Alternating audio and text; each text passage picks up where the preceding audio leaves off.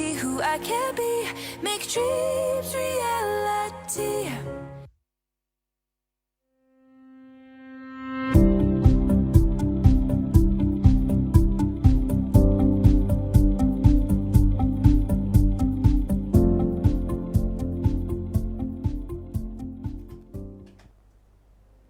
Bismillah ar-Rahman ar-Rahim.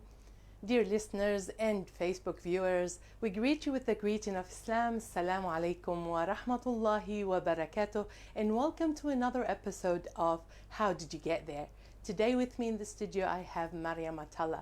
Maryam Atalla is a dear daughter to the Quran Kareem radio and also to a parents or to a devoted parents to this holy place.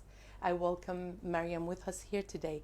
Maryam graduated in 2016 with Masters of Teaching, and in 2017 she started with the Australian International Academy as a classroom teacher.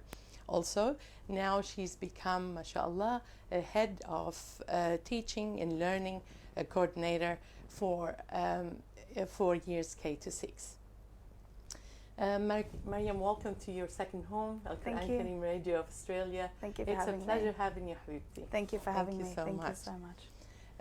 Maryam, can you tell us a little bit about your background Yeah, to start with? so I graduated from Amity College, which back then was called Sherlock College, in 2009. And from then I knew that I had a passion in science. So I straight away applied for a Bachelor of Science, and I wanted to become a high school teacher from there. I knew that I always wanted to become a teacher, and I thought that science was my forte and my strength. So that's the path that I went down.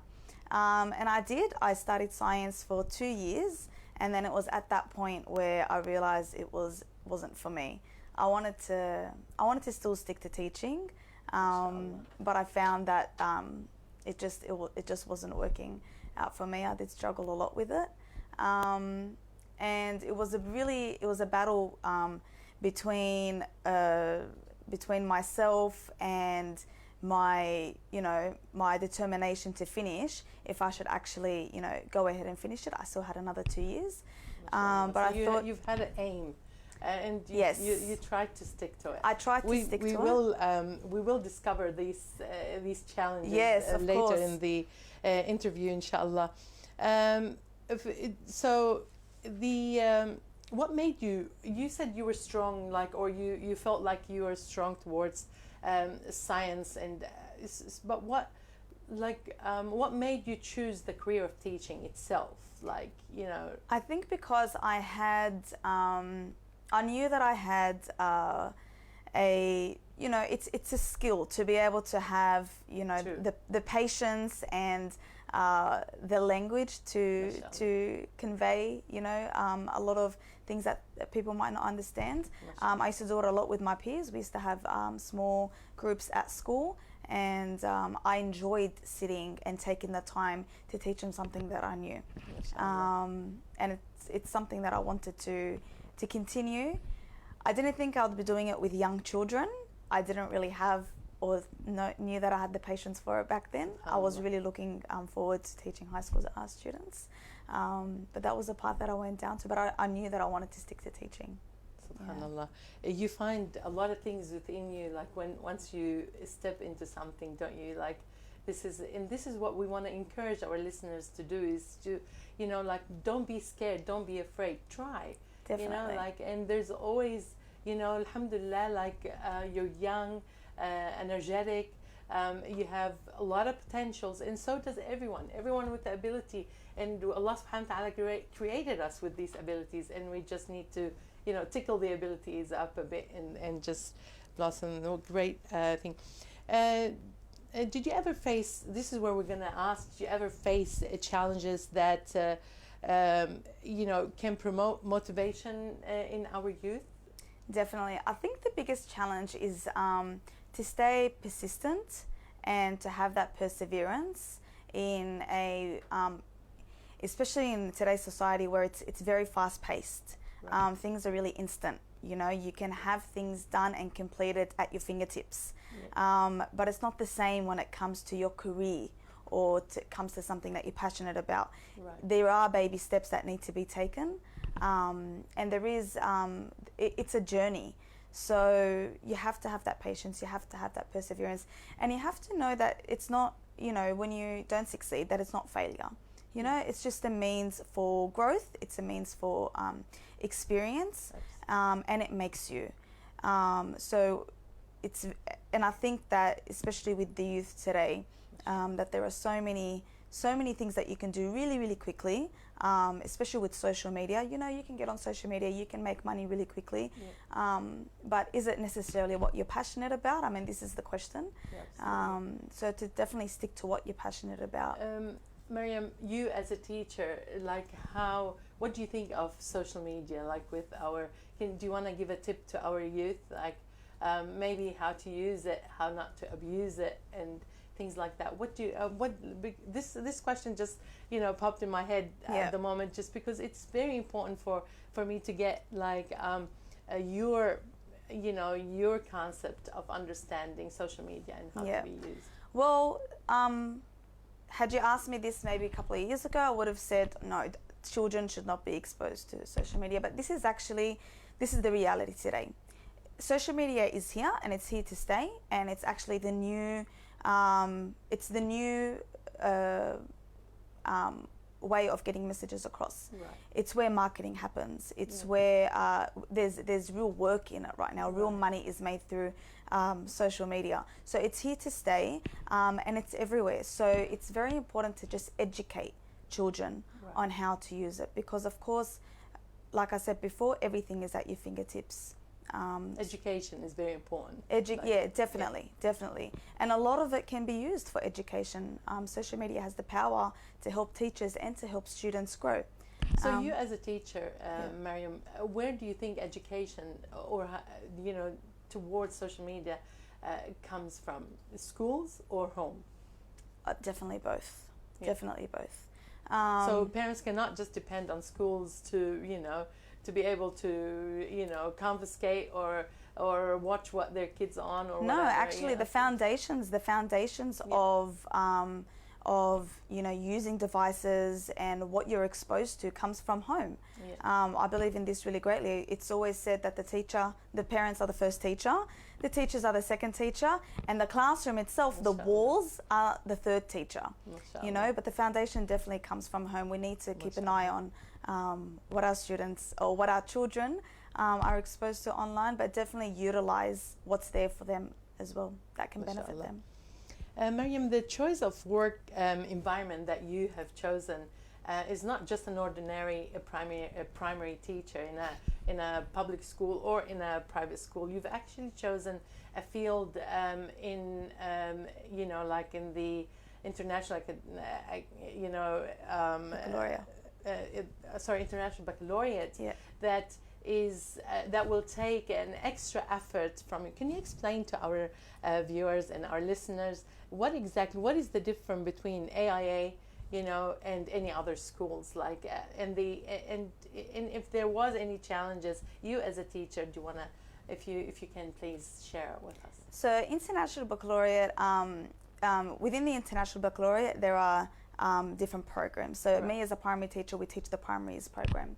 And the philosophy of the International Baccalaureate is that we are helping students to develop and grow into international-minded students, which means they are growing with attributes that they can use they can use anywhere in the world, and which means they are using these attributes to form respect for other cultures. They have an insight on global issues. We are connected to the real world, so everything that we do is current.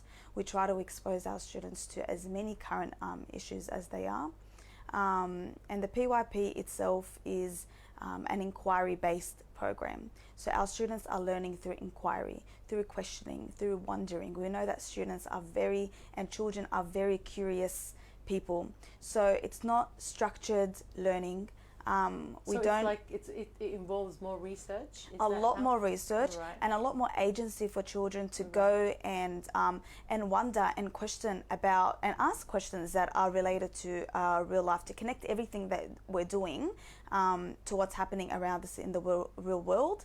And as a teacher, we don't call ourselves, that traditional teacher that stands up in the front of the classroom. We are actually facilitators. We're there to guide and to lead them towards the path of learning. And with the program comes other things as well. So it's a lot about skills.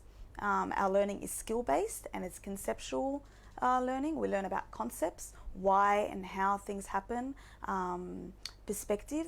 And it's all in connect with NESA. No.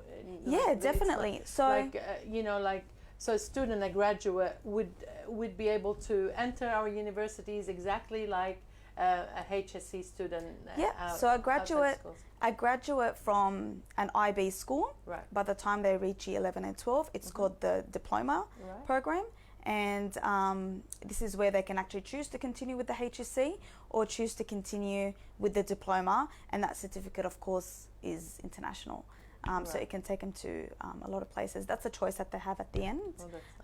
But throughout, from primary to all the way to... So if they choose the international baccalaureate, yes, just that, like they will be able to enter our universities as well. Like, yes. So it's an international certificate. So if they choose HSC, that means they drop the IB. Yes, they are not. They are actually not, they're not participating in the DP. Yeah, it is optional. So you give them that option in the end. Yes. Nice. That's very informative. Thank you. So, so you as a teacher in preparation, is it challenging? Like, do you have to convince our NESA, by the way, dear listeners, is the like the bubble of education. So that's us. Yeah. So do you have to do you have to convince them, or do they make your life difficult, like to prove things to them to match their curriculum and their So NESA fits really, really well with the IB. Beautiful. There are many IB schools, and the way that we organize ourselves is that our IB and like our PYP program, I'll just speak about that specifically. Our PYP program is a philosophy. It's a way of teaching, and it's a program set out in a way where what we are teaching aligns with the NESA curriculum. Right. So all our programs are meeting NESA curriculum outcomes at the end. Meeting all the requirements. They are meeting all of the requirements. Beautiful. But we are doing it, what makes us different is that we are doing it through a transdisciplinary manner. Right. So it means when we come to teach our units of inquiry, which is what we say, we are not saying, for example, today we are talking about science, today we are talking about geography, today we are talking about history. It's all intertwined, it's all connected. Right, In the one lesson I could introduce, two or three KLAs. Wow. And this is what makes it really unique and challenging at the same time. I'm just going to enter, do you actually also, since of course it's an Islamic college, do you integrate any of the Islam or the Quran teaching, for example, in science? Do you have the free, opportunities to integrate these things? Definitely. So our Arabic and Islamic studies, basically every subject that is taught in primary is all done through Integrated the PYP. Wow. The Islamic studies and so the Islamic studies units is devised of your Islamic studies outcomes that you want to achieve as well, and Quran.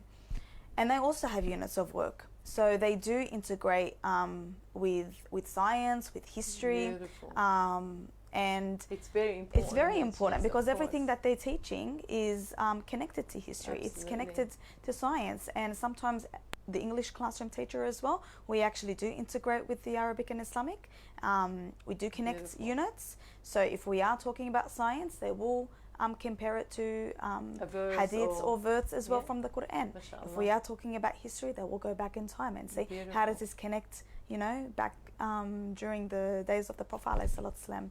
It's done all the time. It's the foundation actually of what we do, because everything that we're doing, we are connecting to the real world. So we're showing that that the Quran, the essence of the Quran, is applicable and will always be applicable in everything that we're doing today, all the way till today. Yeah. MashaAllah, Maryam.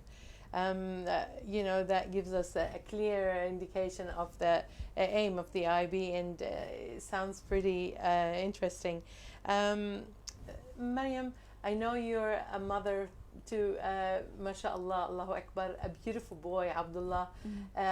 How do you, how do you balance between motherhood and workforce? Like, is it that difficult? How can you encourage, you know, like some people, so we don't want to get kids now, we have a career to finish and we want to make money, like, you know, like all these things. What do you say about that? There is definitely a challenge in becoming a mother.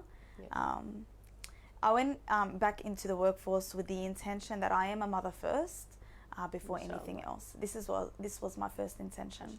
And you as a teacher, you're a mother to all anyway. Of course. Like, so you started your motherhood by and being it totally a teacher. changes your perspective on how you even treat and speak with other students. Right now, if I see a child crying, if I see children, you know, that are struggling or need help or need a little bit of comfort, I look at them like, you are someone's son or daughter. You know, I take it really hard upon myself to treat them exactly like they are my own, especially now that I have my own son. But it definitely is a challenge. I think the number one key is to be super organized in how you organize your time, and your week for that matter.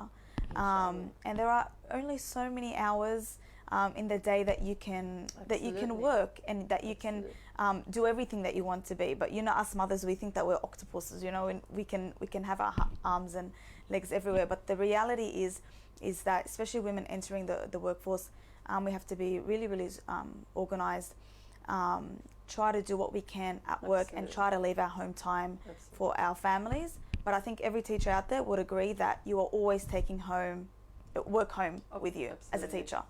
Especially you type of work, inshallah, mashallah, and your position as well as a coordinator or as a head of department. So it's like, it's that alone. Of course, but I also have, alhamdulillah, I have a lot of support from my family as well. My husband as well, who is taking care of my son on his days off when I'm at school. And it's really important for him to also build that connection, and for fathers to also have that opportunity with their children.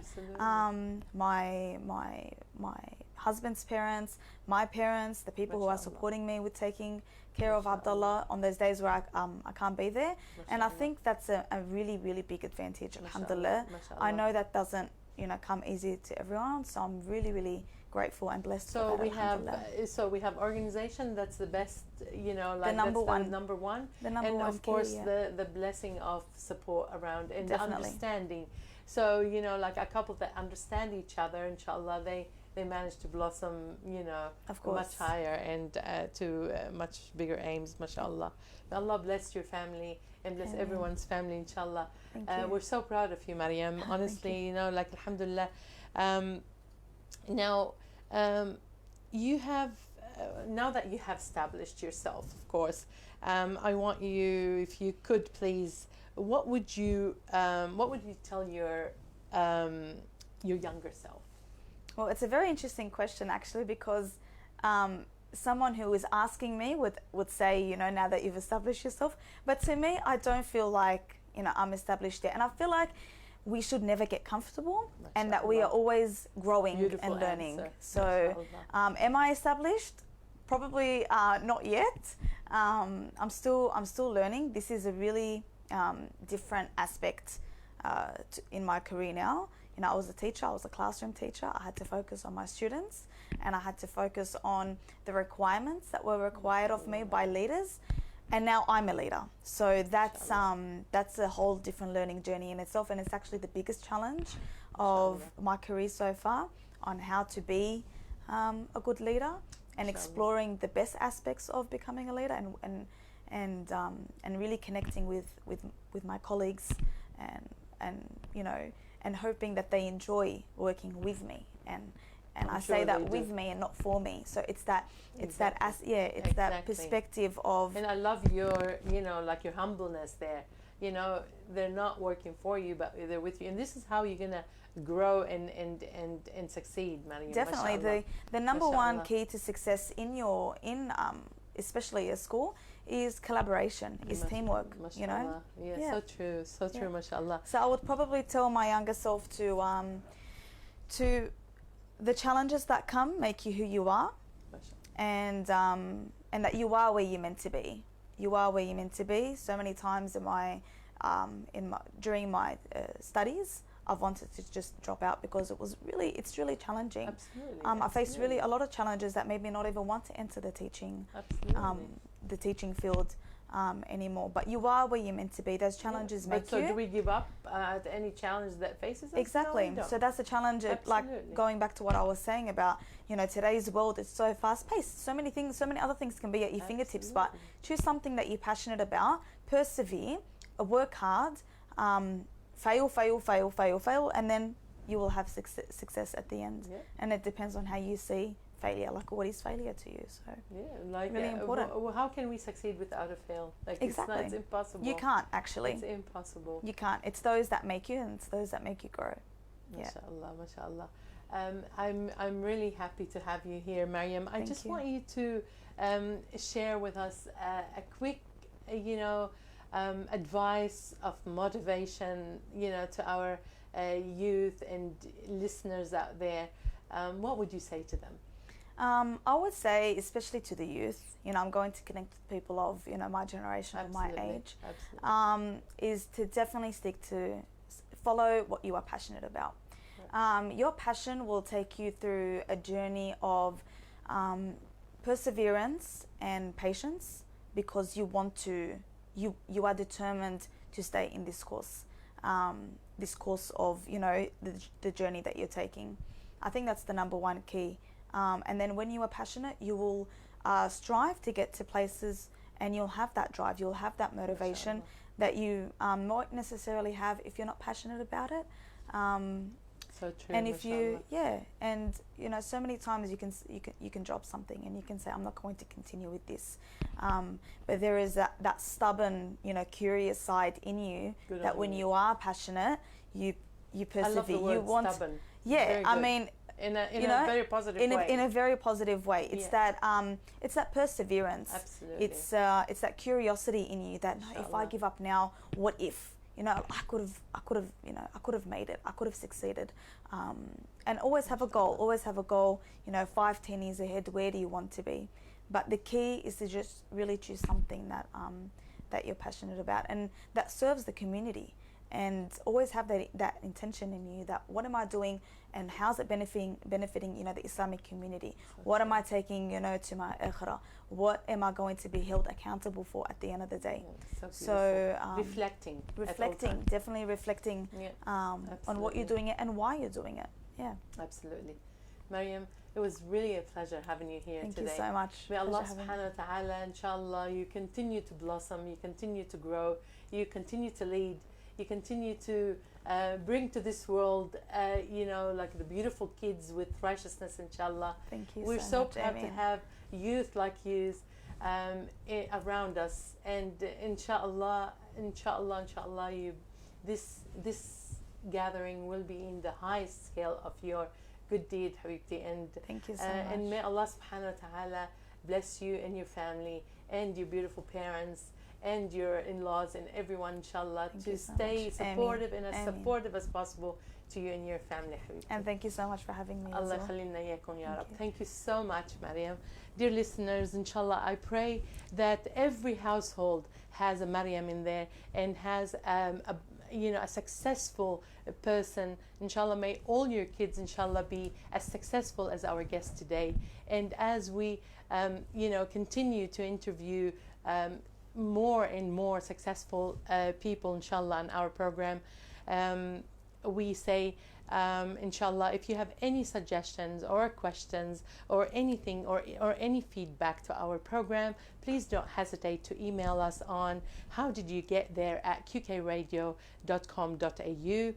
And I wish you all, inshallah, and from the Quran Kareem radio of Australia team and from our producer, and the entire team here. We wish you, inshallah, a Ramadan Mubarak, and may Allah subhanahu wa ta'ala bless our families with the acceptance of this month, inshallah, and we may all witness this Ramadan and many Ramadans to come, inshallah, with his blessings and mercy, inshallah, and the savior of hellfire. May Allah subhanahu wa ta'ala reward you for listening and being with us today. We leave you with the greeting of Allah and the blessing of Allah subhanahu wa ta'ala until we meet again with another episode. Assalamu alaikum wa rahmatullahi wa barakatuh.